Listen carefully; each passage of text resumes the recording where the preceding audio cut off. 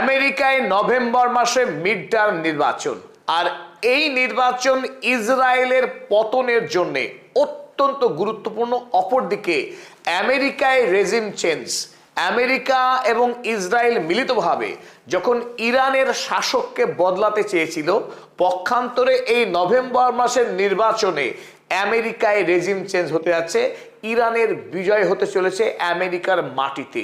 কেন, কিভাবে এই মিড টার্ম নির্বাচন কেন মধ্যপ্রাচ্যের মুসলিম রাষ্ট্রগুলির কাছে নির্ণায়ক ভূমিকা পালন করতে যাচ্ছে, সেই বিষয়টা আমরা আজকের এই ভিডিওতে বোঝার চেষ্টা করব।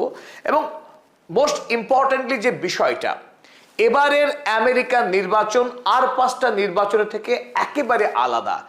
আমেরিকায় এবারের নির্বাচনে ডোনাল্ড ট্রাম্পের রিপাবলিকান দল পরাস্ত হবে, এটা অবধারিত। তার মানে ডোনাল্ড ট্রাম্প আর মাত্র কয়েক মাস পরেই আমেরিকায় ল্যাংড়া হাঁস, এই মহিষ ডোনাল্ড ট্রাম্প, তার রাষ্ট্রপতি হিসেবে কোনো ক্ষমতা থাকবে না। আমেরিকার ইতিহাসে অনেক রাষ্ট্রপতি লেম ডাক হয়েছেন, পার্লামেন্টে অপর রাজনৈতিক দল, বিরোধী রাজনৈতিক দল শক্তিশালী হয়ে গেছে আর রাষ্ট্রপতি পুরোপুরি অকেজো হয়ে পড়েছেন। এমন ঘটনার নজির থাকলেও রাষ্ট্রপতি যেই আসুন, পার্লামেন্টে যে দলেরই সংখ্যাগরিষ্ঠ থাকুক না কেন, ইসরায়েল কখনো লেম ডাক হয়নি। ইসরায়েল বরাবর আমেরিকাকে বশ করে রেখেছে। আমেরিকার ইতিহাসে এই প্রথম মিড টার্ম নির্বাচন, যে নির্বাচনের প্রধান স্লোগান ইসরায়েল থেকে আমেরিকার মুক্তি চাই, আর সেই ডাক দিয়েছেন জোহরান মামদানি, আব্দুল আল শাহিদ, বার্নি স্যান্ডার্স এবং ইলহান ওমারদের মতো ডেমোক্র্যাট দলের প্রোগ্রেসিভ সেকশন।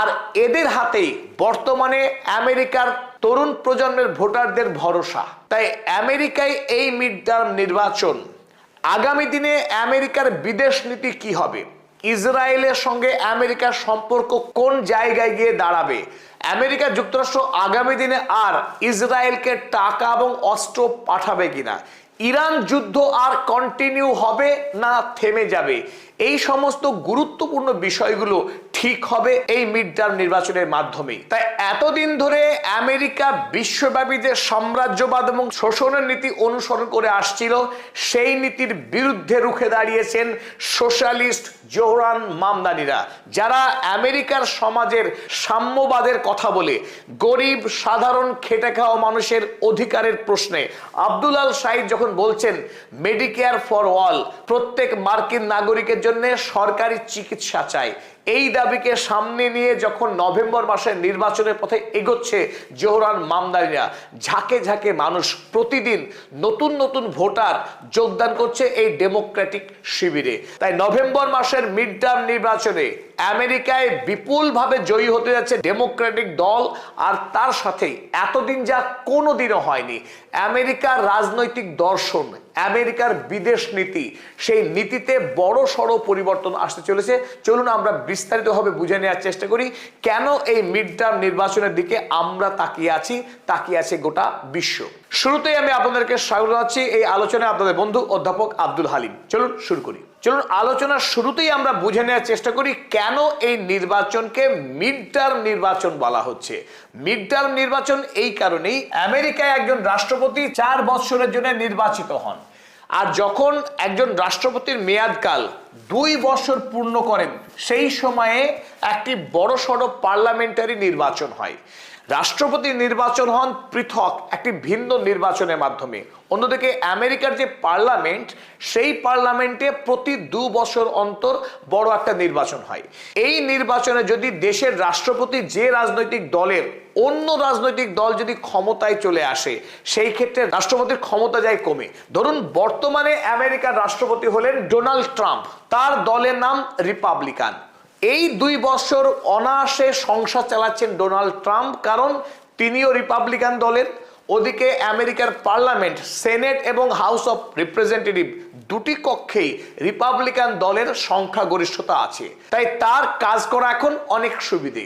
কিন্তু এই মিড টার্ম নির্বাচনে ডোনাল্ড ট্রাম্পের রিপাবলিকান দলের পরাজয়ের সম্ভাবনা আমরা আগেই জানিয়েছি, প্রায় 100%। ধরে নেওয়াই যায় রিপাবলিকান দল পার্লামেন্টারি নির্বাচনে পরাস্ত হবে। অর্থাৎ ডোনাল্ড ট্রাম্প চাইলেও আর নভেম্বর মাসের পর থেকে ইচ্ছে মতো তিনি দেশ চালাতে পারবেন না। ইরান যুদ্ধ চালিয়ে যাবেন সেই স্বাদ কিন্তু তার আর কোনোভাবেই সম্ভব হবে না, কারণ পার্লামেন্ট রুখে দাঁড়াবে ডোনাল্ড ট্রাম্পের বিরুদ্ধে, তার স্বৈরাচারী সমস্ত নিয়ম কানুনের বিরুদ্ধে। তাই ডোনাল্ড ট্রাম্প আগামী 2 বছর তিনি ঠ্যাংখোড়া হয়ে অসহায় হয়ে 2 বছর সময়কাল তাকে কাটাতে হবে বসে বসে। রিপাবলিকান দলের এই পরাজয়, অপরদিকে ডেমোক্রেটিক দলের বিজয় কেন গুরুত্বপূর্ণ হতে যাচ্ছে সেটা আবার আমরা বোঝার চেষ্টা করি। 1 নম্বর বড় তাৎপর্যপূর্ণ এই, ডোনাল্ড ট্রাম্পের রিপাবলিকান দলের পরাজয় ইরানের বিজয় বলে ঘোষিত হবে আমেরিকায়। ডোনাল্ড ট্রাম্পের প্রধান শখ ছিল ইসরায়েলে ইসলামিক রিপাবলিক এই সরকারকে ফেলে দিয়ে রাজতন্ত্র ফিরিয়ে আনা, অথচ 9 মাসের মাথায় আমরা দেখতে যাচ্ছি আমেরিকায় ডোনাল্ড ট্রাম্পের রেজিম চেঞ্জ হয়ে যাচ্ছে, ক্ষমতায় আসতে চলেছে ডেমোক্রেটিক দল। আর এটাকে সরাসরি অনেকেই মনে করছেন ইরানের রেজিম চেঞ্জ করতে গিয়ে ডোনাল্ড ট্রাম্পের রেজিম চেঞ্জ হয়ে গেল। কেন ডোনাল্ড ট্রাম্পের রেজিম চেঞ্জ বলছি আমরা, কেনই বা আমরা বলছি ইরানের বিজয়? তার অন্যতম কারণ এই, দেশের মধ্যে ডোনাল্ড ট্রাম্পের বিরুদ্ধে আমেরিকার জনগণ ফুঁসে উঠেছে। ইরান যুদ্ধ শুরু করবার অপরাধে ইরান হরমুজ প্রণালী বন্ধ করে দিয়েছে যাতে করে আমেরিকায় তেল না পৌঁছায়। পাশাপাশি হুথির মাধ্যমে সৌদি আরবে আক্রমণ এবং বাব আল মান্দাব লোহিত সাগর দিয়ে আমেরিকায় তেল পৌঁছানোর যে বন্দোবস্ত করছিল সৌদি আরব, সেই রাস্তাও বন্ধ করে দিয়েছে ইরান। ফলে আমেরিকায় এই মুহূর্তে তীব্র জ্বালানি সংকট, আর এই জ্বালানি সংকটের ফলে দেশের বাজারে প্রত্যেকটি জিনিসের দাম এই সময়ে আকাশ ছোঁয়া হয়ে গেছে।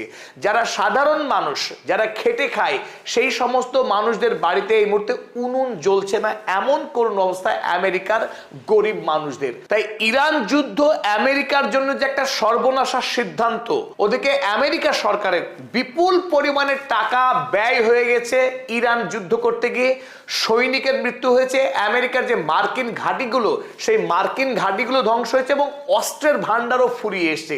তাই যখন আমেরিকায় প্রতিদিন খবরের কাগজে, টেলিভিশন, মিডিয়াতে দেখাচ্ছে যে আমেরিকা যুক্তরাষ্ট্রের এই হতশ্রী অবস্থা, তাতে আমেরিকার সাধারণ মানুষ ডোনাল্ড ট্রাম্পের বিরুদ্ধে জনমত দিচ্ছে।